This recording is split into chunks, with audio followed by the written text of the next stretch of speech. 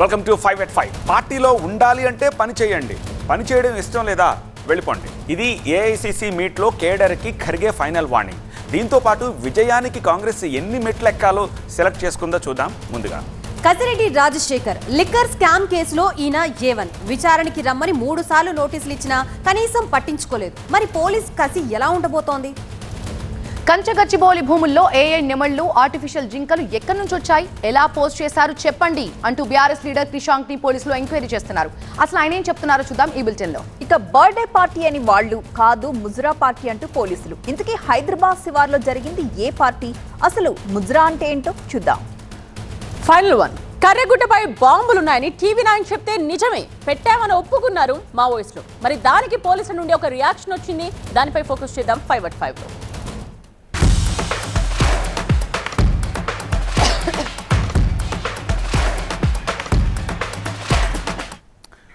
Gujarat Ahmedabad AICC సమావేశంలో కీలక నిర్ణయాలు తీసుకున్నారు. క్షేత్రస్థాయి నుంచి పార్టీని బలోపేతం చేసేందుకు చర్యలు తీసుకోవాలని చెప్పి నిర్ణయం తీసుకున్నారు.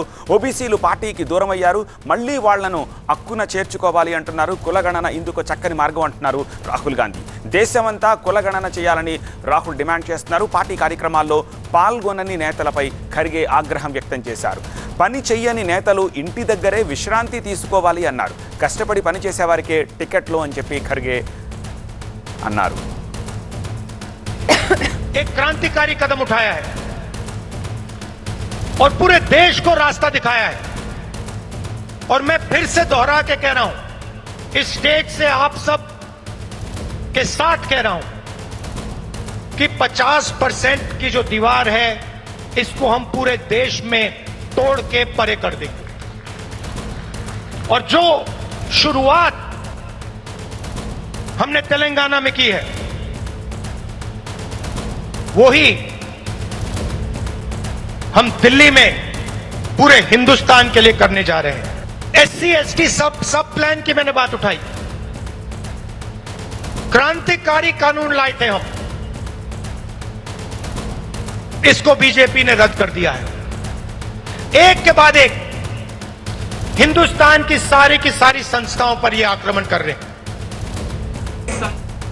దీనికి సంబంధించి మరింత సమాచారం అందించేందుకు మా ప్రభాకర్ ప్రస్తుతం మనకు లైవ్లో అందుబాటులో ఉన్నారు. ప్రభాకర్, ఓవరాల్గా ఈ బైఠక్ హైలైట్స్ ఏంటి? అండ్ 2 తెలుగు రాష్ట్రాల నుంచి కాంగ్రెస్ పార్టీ నుంచి ఏమైనా కొత్తగా డ్రా చేశారా?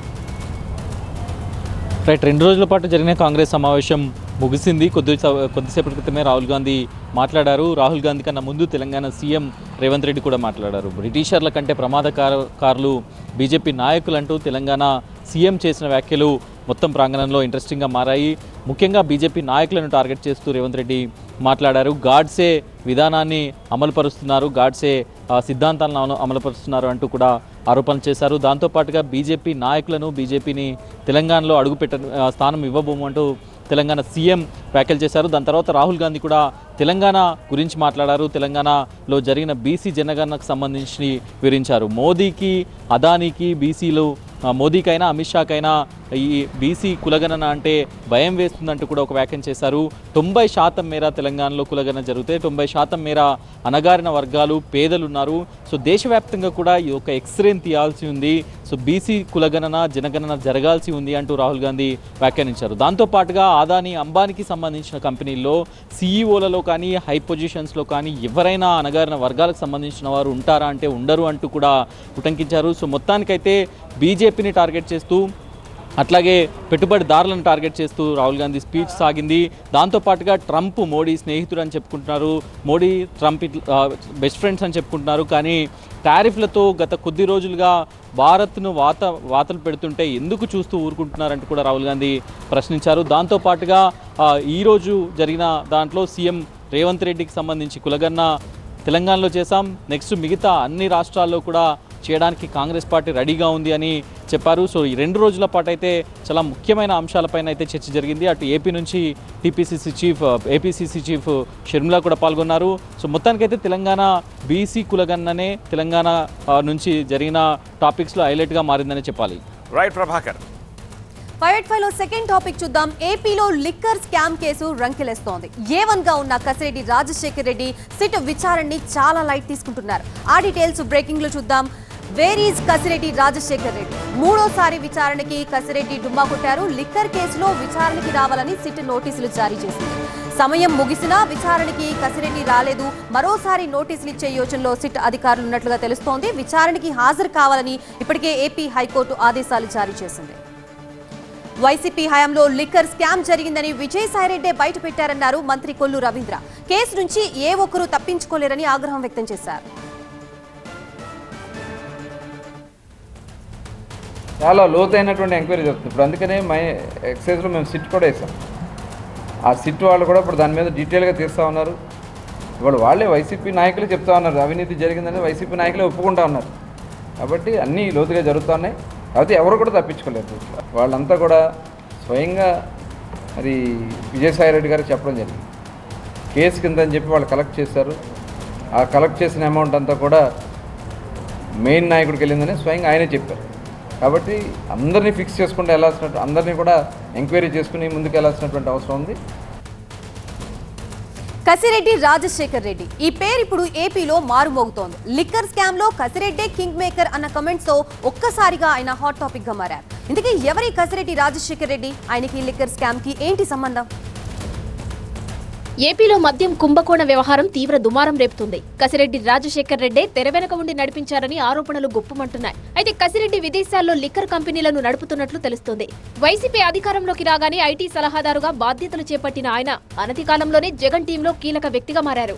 గత ప్రభుత్వంలో షాడో సీఎంగా పనిచేశారన్న విమర్శలు సైతం ఉన్నాయి. పేరుకు ఐటీ సలహాదారుడు అయినా తనకున్న అనుభవంతో మద్యం అమ్మకాలు, కొనుగోళ్లలో చక్రం తిప్పారనే టాక్ గట్టిగా నడిచింది. ఇటీవల ఏపీ లిక్కర్ సేల్స్ కేసులో అరెస్టైన వాసుదేవరెడ్డి కూడా తనకు ఏ సంబంధం లేదంటూ కసిరెడ్డి పేరును సిఐడి విచారణలో వెల్లడించడం దుమారం రేపింది. కాకినాడ సెజ్ కేసులో ఆ మధ్య పోలీసుల విచారణకు హాజరైన విజయసాయిరెడ్డి సైతం కసిరెడ్డి పేరును తెరపైకి తెచ్చారు. ఏపీ లిక్కర్ సేల్స్ స్కామ్ లో పాత్రధారి, సూత్రధారి కసిరెడ్డి రాజశేఖర్ రెడ్డి అని బాంబు పేల్చారు. లిక్కర్ పాలసీ విషయంలో కసిరెడ్డి ఏం చెబితే అదే జరిగిందన్నారు. ఆయన నిర్ణయమే ఫైనల్ అని తీవ్ర విమర్శలు గుప్పించారు. దీంతో కసిరెడ్డి కహానిపై ఏపీలో గట్టిగానే చర్చ నడుస్తోంది. ఏపీ లిక్కర్ స్కామ్ కేసుకు సంబంధించి పూర్తి అప్డేట్స్ అందించడానికి మా ప్రతినిధి వసంత్ సిద్ధంగా ఉన్నారు. వసంత్, చెప్పండి, ఇప్పటికే అతనికి 3 సార్లు నోటీసులు ఇప్పించినప్పటికీ కూడా ఎందుకు హాజరు కాలేదు? దీని తర్వాత లేటెస్ట్ అప్డేట్స్ ఏంటి ఈ కేసుకు సంబంధించి?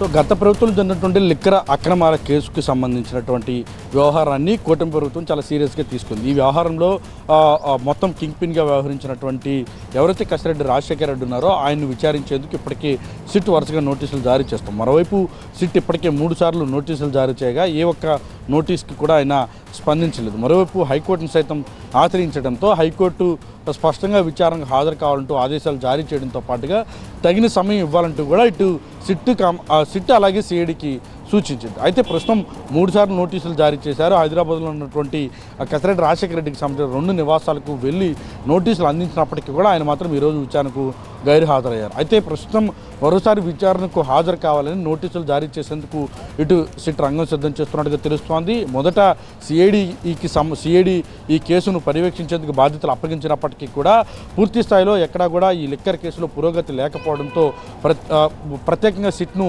ప్రభుత్వం నియమించింది. ఈ సిట్ బాధ్యతలు 7 సభ్యులతో కూడినటువంటి టీం ఎప్పటికప్పుడు కూడా మానిటర్ చేస్తోంది. విజయవాడ నగర పోలీస్ కమిషనర్ రాజశేఖర్ బాబు నేతృత్వంలో ఈ సిట్ టీం పనిచేస్తోంది. అయితే ఇప్పటికీ ఇదే కేసులో ముదిన్ రెడ్డికి నోటీసులు జారీ చేయగా ఆయన సుప్రీంకోర్టును ఆశ్రయించారు. సుప్రీంకోర్టు సైతం విచారణకు ఖచ్చితంగా ఎదుర్కోవాల్సినట్టు కూడా స్పష్టం చేసింది.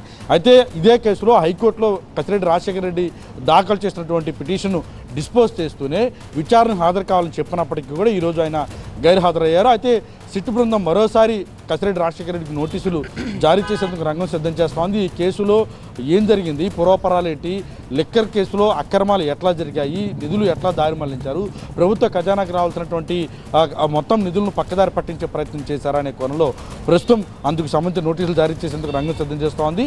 ఇప్పటికే ఈరోజు విచారణకు గైర్హాజరు అయినట్టు కానీ చాలా స్పష్టంగా మనకు అర్థమవుతున్నటువంటి నేపథ్యంలో మరోసారి నోటీసులు జారీ చేసి కసిరెడ్డి రాజశేఖర రెడ్డి విచారణకు కోరేటటువంటి అవకాశం ఉంది. ఇదే అంశాన్ని హైకోర్టు కూడా నివేదించేందుకు సిట్ అధికారులు రంగం సిద్ధం చేస్తున్నారు. ఇప్పటికే విచారణను వాయిదా వేశారు కాబట్టి ఈ నోటీసులు జారీ చేసి హైకోర్టు కూడా ఇదే అంశాన్ని నివేదించేందుకైతే రంగం సిద్ధం చేస్తూ ఉన్నారు. Right, thank you for the update. Next story చూద్దాం. గచ్చిబౌలి పిఎస్ లో బీఆర్ఎస్ నేత క్రిషాంక్ విచారణ కొనసాగుతుంది. కంచ గచ్చిబౌలి భూములకు సంబంధించి ఫేక్ పోస్టులు పెట్టారని కేసు నమోదైన సంగతి తెలిసిందే. ఏఐతో చేసిన ఫొటోస్ వీడియోస్ పోస్ట్ చేశారని క్రిషాంక్ కి పోలీసులు నోటీసులు ఇచ్చారు.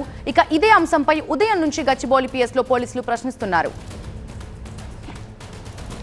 ఇదిలా ఉంటే మరోవైపు బీజేపీ ఎంపీ కొండా విశ్వేశ్వరరెడ్డి నివాసంలో రఘునందన్ ఈటెల భేటీ అయ్యారు. సమావేశానికి హెచ్సియు వీసీ రిజిస్ట్రార్ కూడా హాజరయ్యారు. కంచ గచ్చిబౌలి భూముల వివాదంపై హెచ్సియు వీసీ రిజిస్ట్రార్తో బీజేపీ ఎంపీలు చర్చించారు. హెచ్సియు భూములపై వివరాలు తెలుసుకునేందుకే సమావేశమయ్యామన్నారు బీజేపీ ఎంపీ రఘునందన్ రావు. పూర్తి అప్డేట్ మా ప్రిన్సిపల్ కరెస్పాండెంట్ ప్రణీత అందిస్తారు. ప్రణీత, ఇవాళ బీఆర్ఎస్ నేత క్రిషాంక్ ఎంక్వైరీ కొనసాగుతున్నట్టు తెలుస్తోంది. ఎంక్వైరీలో పోలీసులు అతనికి ఎట్లాంటి ప్రశ్నలు సంధిస్తున్నారు, ఆయన ఎలా రియాక్ట్ అవుతున్నారు? అయితే కంచ గచ్చిబౌలి భూముల వ్యవహారానికి సంబంధించి గతంలో ఏదైతే సోషల్ మీడియాలో వైరల్గా మారినటువంటి ఏఐ జనరేటెడ్ పిక్స్ అలాగే వీడియోస్ వాటిని పోస్ట్ చేయడంతో పాటు సర్క్యులేట్ చేసినటువంటి నేపథ్యంలో కొంతమంది బీఆర్ఎస్ నాయకులపైన గచ్చిబౌలి పోలీసులు కేసు నమోదు చేశారు. ఇందులో భాగంగానే క్రిషాంక్తో పాటు ఆ పార్టీకి సంబంధించినటువంటి నేత కొంతం దిలీప్ ఇద్దరిపైన కూడా గచ్చిబౌలి పోలీసులు కేసు నమోదు చేసి ఈరోజు విచారణకు రావాల్సిందిగా కోరారు. సో ఆల్రెడీ నిన్న వీళ్ళు హైకోర్టులో పిటిషన్స్ సైతం వేసుకున్నారు. ఈ కేసులను క్వాష్ చేయాల్సిందిగా కోరారు. కానీ హైకోర్టు ఇన్వెస్టిగేషన్తో ప్రొసీడ్ కమ్మని చెప్పడం, అట్లాగే వీళ్ళని పోలీసుల విచారణకు సహకరించమని చెప్పడంతో ఈరోజు ఉదయం గచ్చిబౌలి పోలీస్ స్టేషన్కి క్రిషాంక్తో పాటు దిలీప్ ఇద్దరు కూడా అటెండ్ అయ్యారు. సో ప్రజెంట్ గచ్చిబౌలి పోలీసులు వాళ్ళిద్దరినీ కూడా మొత్తం ఈ ఏఐ జనరేటెడ్ పిక్స్ అట్లాగే వీడియోస్కి సంబంధించి అసలు ఎవరు వీటిని సర్క్యులేట్ చేశారు, ఎవరు వీటిని క్రియేట్ చేశారనేటువంటి దానిపైన కూడా పోలీసులు ఆరా తీస్తున్నట్టు తెలుస్తుంది. ఇప్పటికే వీరికి సంబంధించినటువంటి ఫోన్స్ని సైతం పోలీసులు పరిశీలిస్తున్నారు తమ స్వాధీనంలోకి తీసుకొని. అట్లాగే సెకండ్ సైమల్టేనియస్గా విచారణ కొనసాగుతున్నటువంటి టైంలోనే హెచ్సియుకి సంబంధించినటువంటి వీసీతో పాటు రిజిస్టర్ ఇద్దరితో కూడా బీజేపీకి సంబంధించినటువంటి ఎంపీలు భేటీ అయ్యారు. అయితే మొత్తం ఈ హెచ్సియుకి సంబంధించినటువంటి వివాదం అంటే ఆ కంచ గచ్చిబౌలి 400 ఎకర్స్తో పాటు మొత్తం యూనివర్సిటీకి సంబంధించినటువంటి భూమి అంతా 1974లో యూనివర్సిటీకి సంబంధించి అప్పటి కాంగ్రెస్ ప్రభుత్వం ఎన్ని ఎకరాలను ఇచ్చింది, ఆ తర్వాత 2012లో అప్పటి రంగారెడ్డి కలెక్టర్ సిసిఎల్ఏకి దాదాపు హెచ్సియుకి సంబంధించి 2184 ఎకర్స్కి సంబంధించినటువంటి ల్యాండ్ హెచ్సియుకి సంబంధించినట్టుగా ఆయన రాశారు. ఆ తర్వాత సిసిఎల్ఏ ఎందుకు దాన్ని హెచ్సియు పేరు మీద మార్చలేదనేటువంటి విషయాన్ని కూడా బీజేపీ ఎంపీలు ఈరోజు తెర మీదకి తీసుకొచ్చారు. సో అప్పుడు రంగారెడ్డి కలెక్టర్ చెప్పినటువంటి దాని ప్రకారం హెచ్సియుకి సంబంధించినటువంటి దాంట్లోనే ఈ 400 ఎకర్స్ కూడా ఉంటుంది. మరి ఈ 400 ఎకర్స్ పైన గతంలో హైకోర్టులలో కూడా కొట్లాడారు. సో ఐఎంజీ సంస్థకి ఆ భూమి చెల్లదు అని చెప్పినప్పుడు ఆ తర్వాత అది చెల్లేది హెచ్సియుకి తప్ప ప్రభుత్వానికి కాదు అనేటువంటి అంశాన్ని BJP MP Raghunandan Rao లేవనెత్తారు. So ఓవరాల్గా ఇష్యూకి సంబంధించి అయితే ఈరోజు హెచ్సియు రిజిస్ట్రార్తో పాటు వీసీ దానికి సంబంధించినటువంటి డాక్యుమెంట్స్ అన్నింటినీ కూడా బీజేపీ ఎంపీలకి చూపించారు. దాదాపు 2 గంటల పాటు కూడా వీళ్ళందరూ మొత్తం ఈ భూములకు సంబంధించినటువంటి వ్యవహారం పైన డిస్కస్ చేసేటువంటి పరిస్థితి కూడా ఉంది. మరోవైపు గచ్చిబౌలి పిఎస్లో మాత్రం ఇంకా క్రిషాంక్ దిలీప్ విచారణ కొనసాగుతూనే ఉంది. Right, thank you Praneetha, thanks for the updates. ఇక డ్రగ్స్ పార్టీనా బర్త్డే పార్టీనా? హైదరాబాద్ శివారు మొయినాబాద్ లో జరిగిన పార్టీ మీద 2 రకాల వర్షన్స్ వినిపిస్తున్నాయి. అది ముమ్మాటికి బర్త్డే పార్టీనే అంటున్నారు నిర్వాహకులు. కాదు కాదు బరాబర్ డ్రగ్స్ పార్టీని అని బల్లగుద్ది మరీ చెబుతున్నారు పోలీసులు. దీంతో అసలు అక్కడ ఏం జరిగింది అన్నదే ఇప్పుడు చర్చనీయాంశమైంది. రంగారెడ్డి జిల్లా మొయినాబాద్లోని హాలిడే ఫామ్ హౌస్ పై ఎస్ఓటీ పోలీసులు దాడి చేశారు. బోరబండకు చెందిన రియల్ ఎస్టేట్ వ్యాపారి అబ్దుల్ లుక్మాన్ అనే వ్యక్తి బర్త్డే పార్టీ నిర్వహిస్తూ ఉండగా పోలీసుల దాడులతో 70 గ్రాముల గంజాయి, అక్రమ మద్యం పట్టుబడింది. అలాగే 7 యువతులు, 14 మంది యువకుల్ని కూడా అదుపులోకి తీసుకున్నారు. ఇతర రాష్ట్రాల నుంచి యువతుల్ని తీసుకొచ్చినట్లు గుర్తించి పోలీసులు కేసులు నమోదు చేశారు. బర్త్డే సెలబ్రేషన్స్ ముసుగులో ఫామ్ హౌస్ లో ముజ్రా పార్టీ నిర్వహించినట్లు సీఐ పవన్ కుమార్ రెడ్డి వెల్లడించారు. ముజ్రా పార్టీకి సంబంధించిన ఆధారాలు దొరికాయని చెప్పారు. యాక్చువల్గా బర్త్డే పార్టీ జరుగుతున్నదని చెప్పని మాకు రిలయబుల్ ఇన్ఫర్మేషన్ లేట్ నైట్ అవర్స్లో వచ్చింది. దానికి గాను ఆఫీసర్స్కు ఇంటిమేషన్ చేసి పర్మిషన్ తీసుకొని పోయి రైడ్ చేస్తున్నప్పుడు అక్కడ బర్త్డే పార్టీతో పాటుగా దాని ముసుగులో ఈ ముజ్రా పార్టీని అరేంజ్ చేయడం జరిగింది. అబ్దుల్ లుక్మాన్ అనే వ్యక్తి తన బర్త్డేని సెలబ్రేట్ చేసుకుంటూ తనకు పరిచయం ఉన్నటువంటి బాబుకు ఈ ముజ్రా పార్టీ గురించి అమ్మాయిలను తీసుకొని రమ్మనంటే అనిల్ మరియు రీనా అనే 2 వ్యక్తులు కలిసి ఈ 5 అమ్మాయిలను ఎంగేజ్ చేసి ఆ పార్టీకి తీసుకొని రావడం జరిగింది. అక్కడ ఈ ముజ్రా పార్టీని అనేది అరేంజ్ చేయడం జరిగింది. స్పాట్లో వచ్చేసి మనకు 70 గ్రాముల సుమారుగా 70 గ్రాముల గాంజాయి దొరికింది. అదేవిధంగా కార్స్ ఒక 5 సీజ్ చేయడం జరిగింది. కాండమ్స్ ఒక 15 ఉన్నాయి. ఓసీడీ పేపర్ ఒకటి దొరికింది, అది కూడా సీజ్ చేయడం జరిగింది. మొబైల్ ఫోన్స్ 25 తీసుకోవడం జరిగింది. ఇక హాలిడే ఫామ్ హౌస్ లో బర్త్డే పార్టీ మాత్రమే జరిగిందని పట్టుబడిన వారి తరపు న్యాయవాది అంటున్నారు. ఓ ఇద్దరు సింగర్స్ ని అదుపులోకి తీసుకున్నట్లు చెప్పారు. పోలీసుల దగ్గర మాత్రం ఎలాంటి ఆధారాలు లేవు అంటున్నారు ఆ లాయర్.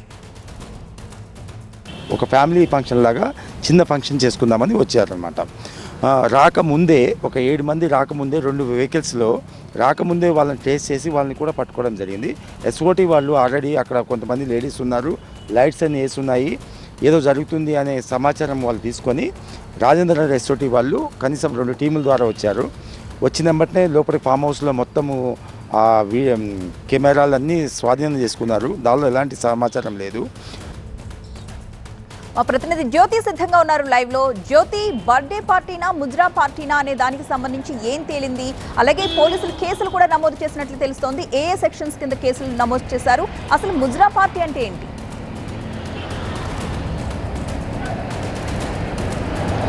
పోలీసులు చెప్తున్నటువంటి వివరాల ప్రకారం మాత్రం బర్త్డే పార్టీ ముసుగులో ముజ్రా పార్టీని అక్కడ నిర్వహించారు. ఈ నేపథ్యంలోనే తాముకి పక్కా సమాచారంతో ఆ ఫామ్ హౌస్ దగ్గరికి వెళ్ళి రైడ్స్ చేశామని చెప్పి పోలీసులు చెప్తూ ఉంటే, ఒకవైపు నిర్వాహకులు మాత్రం ఇది కేవలం బర్త్డే పార్టీ అంటూ కూడా వాళ్ళ వర్షన్ వినిపిస్తున్నటువంటి పరిస్థితి.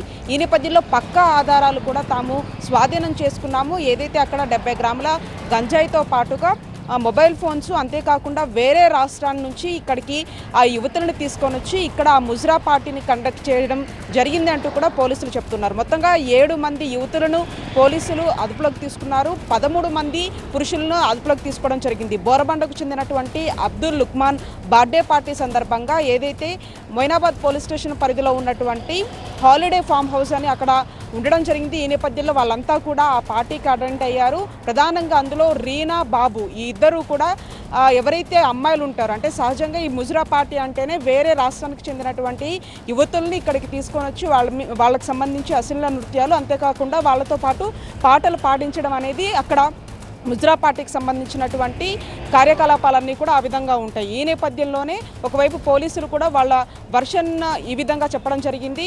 ఓవరాల్గా కూడా అటు రీనా, బాబు ఈ ఇద్దరు కూడా కొంతమంది యువతుల్ని ఆ బర్త్డే పార్టీకి రప్పించి అక్కడ ఇదంతా కూడా ఈ కార్యకలాపాలన్నీ కూడా చేశారు అనేది పోలీసులు చెప్తున్నారు. దానికి సంబంధించి కూడా ఒకవైపు ఎక్సైజ్ యాక్ట్తో పాటుగా ఎన్డీపీఎస్ యాక్ట్, బిఎన్ఎస్ చట్టం ప్రకారం కూడా కొన్ని సెక్షన్ల కింద కేసులు నమోదు చేశారు. ప్రధానంగా ఈ రీనా అనే మహిళ ఎవరైతే ఉన్నారో ఆవిడ గతంలో కూడా ఇదే ముజ్రా పార్టీకి సంబంధించినటువంటి దానిలో విక్టిమ్గా ఉండడము, మళ్ళీ ఇప్పుడు ఈ ముజ్రా పార్టీకి సంబంధించి కండక్ట్ చేసిన వాటిల్లో ఈవిడ కూడా ఉన్నారు కాబట్టి దీనికి సంబంధించి ఆమె మీద కూడా కేసు నమోదు చేశారు. అంతేకాకుండా నీలోఫర్ అనే ఒక మహిళ కూడా ఉంది. మొత్తంగా ఈ రీనా, నీలోఫర్తో పాటు మిగిలిన యువతులు ఎవరైతే ఉన్నారో వాళ్ళని హోమ్కి తరలించారు. కానీ ఈ మహిళలకు మాత్రం నిర్వాహకులుగా ఉన్నారు కాబట్టి వాళ్ళకి సంబంధించి కేసులు కూడా నమోదు చేశారంటూ కూడా పోలీసులు చెప్తున్నారు. ఇకపోతే మిగతా ఎవరైతే 13 మంది పురుషులు ఉన్నారో వాళ్ళకి సంబంధించి కూడా ఈ కొత్త చట్టం ప్రకారం కేసులు నమోదు చేయడంతో పాటు ఎక్సైజ్, ఎన్డీపీఎస్ యాక్ట్ల కింద కేసులు నమోదు చేశామంటూ కూడా చెప్తున్నారు. అక్కడ గాంజాయితో పాటు మొబైల్ ఫోన్స్ వీటన్నిటిని కూడా స్వాధీనం చేసుకున్నారని చెప్పేసి పోలీసులు వాళ్ళ వర్షన్ అయితే చెప్పడం జరిగింది. మరొక వైపు